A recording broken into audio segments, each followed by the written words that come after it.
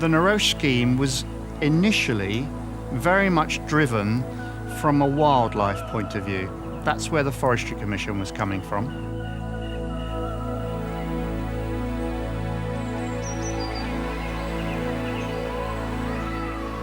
Now they've opened up all the footpaths and the bridleways, you can actually go in there and enjoy it.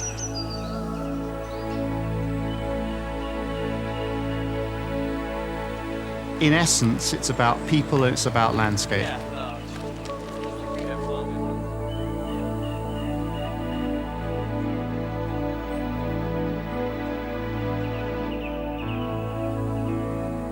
We've made some massive changes in a very short space of time in this area.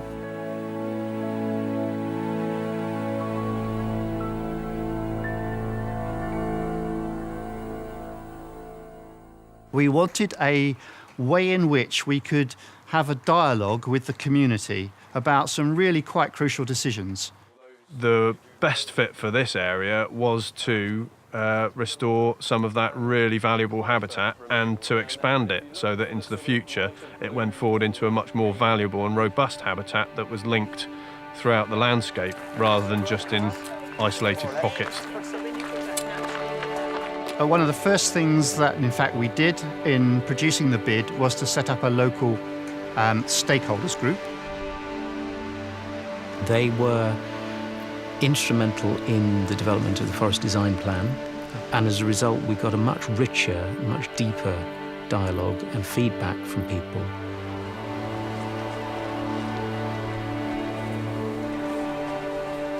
I found the whole project very interesting because it was the community that had the say in the project.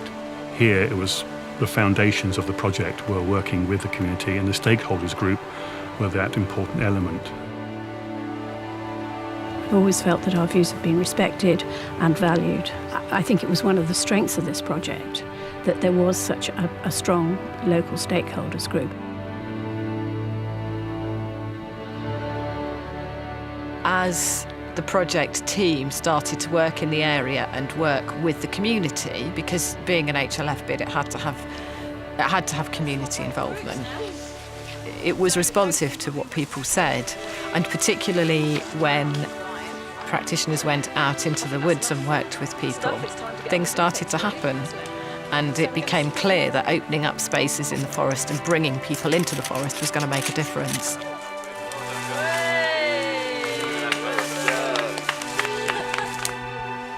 You just shave bits off them. And it was really good to see families playing and learning together in a structured and held environment. My mum can't do it.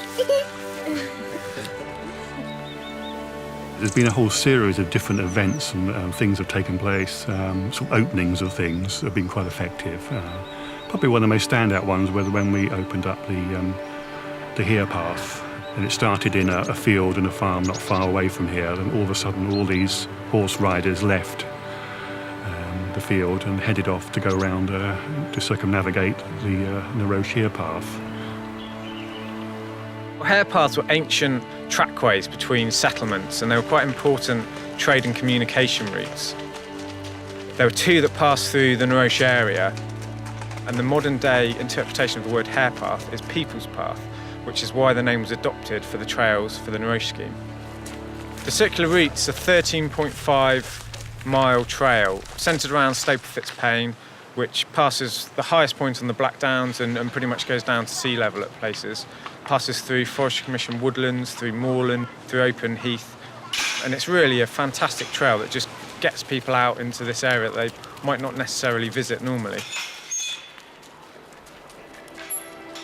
For me, I've been involved with the Neroche Conservation Volunteers, so some of the things we've achieved within the landscape have been very effective.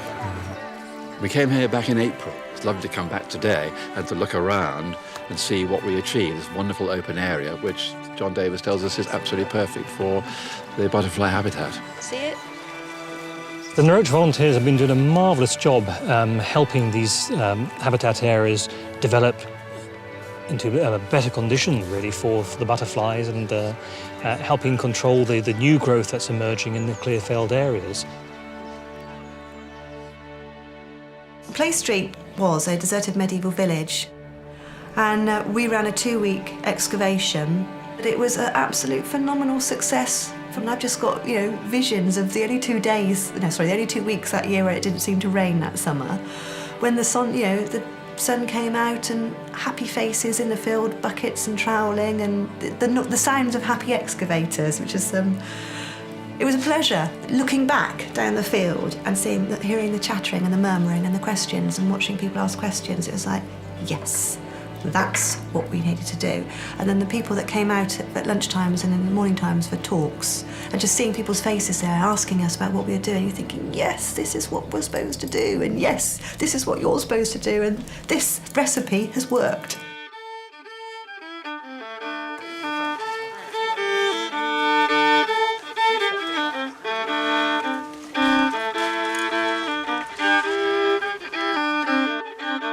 I think the Neroche scheme as a whole has started to tell the story of this place and pull together threads of the story of this place and if you like, weave a new story as well in different ways. So with Punky Night, which for me was an amazing event. It was really hard to put on. And I remember the night here, and there were a lot of people, but that was a new thread that was created as part of the history of here.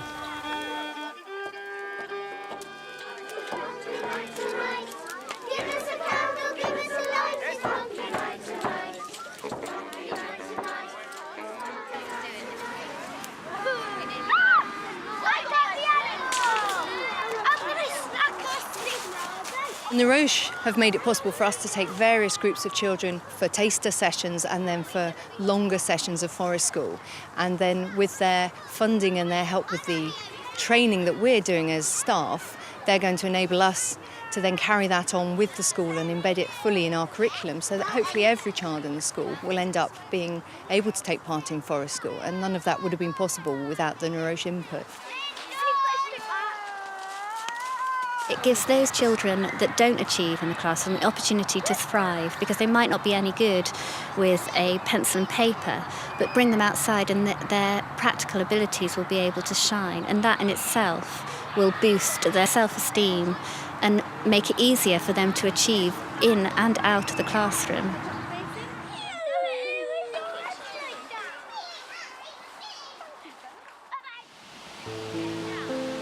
What's been fantastic is that when I came to this project 5 or 6 years ago and with the creative interpretation strategy, I thought that was it. I thought that was the only involvement. It didn't look like there was going to be such an art element to the whole project. And I think what I've loved about this project is the way that it has embraced art. It's like a soup. You've put in all these ingredients and you've stirred it and out comes something which you just didn't expect. It was much better than you thought it was going to be. We found an old painting in 1971 of what it looked like, and we showed Ted it. He had never seen it. And he was sat there and he was looking at it and he was saying, oh, I remember that, that's where we did that. That's where we made the cheese, that's where we did that. Because they used to make butter and cheese here and sell it in Taunton. Yeah. I think the important thing about the arts element is to do with it strengthens the interpretation and the legacy of the project.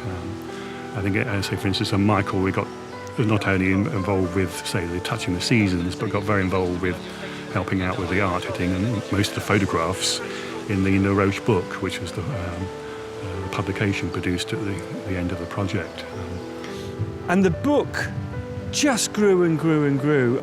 And it grew, and it grew, and it grew, and it grew. And in many ways that was my fault, because I got so many people involved, and I think we had over 40-odd contributors come the end.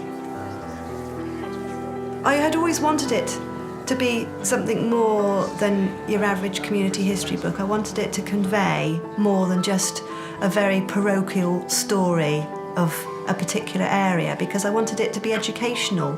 Suddenly to see it there, it's fantastic. I'm very, very proud of this book, to have been involved. It's a great thing, and it's nice to see the old handwriting. and that is a great image. Such a good book. I think that that's been one of the joys of this scheme, is that it has brought many different kinds of people together and created a kind of a working melting pot, which has allowed new things to emerge and new practice and new ideas, hopefully.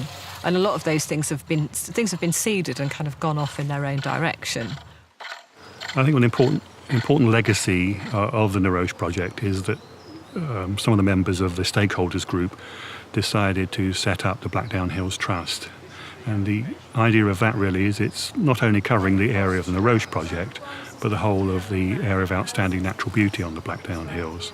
And it's really carrying on the basic principles that were set up for the Neroche project to look and cherish, conserve the landscape around us. And I think it's important that we carry on that sort of progress towards improvement, and just actually being aware of what we have got and how we can look after it. It's been a long journey. We've been doing this for 5 years. The emphasis, I think, has changed, though, in the course of the scheme, where while we started off, I suppose, seeing the process as being more of one about physical landscape change with involvement from people, I think by the end of the project we were seeing it much more about people involvement first and foremost as a vehicle for achieving change in the landscape, and the way in which people relate to the forest became much more central to what we were about. Timber is one part of a whole range of benefits that we believe the public forest estate can provide. Public recreation, biodiversity, timber, landscape improvement. It's a long list, and Neroche is demonstrating how we can deliver all those things in one area. One of the things that you learn with a project like this is that it's not easy to get all the answers. It takes time.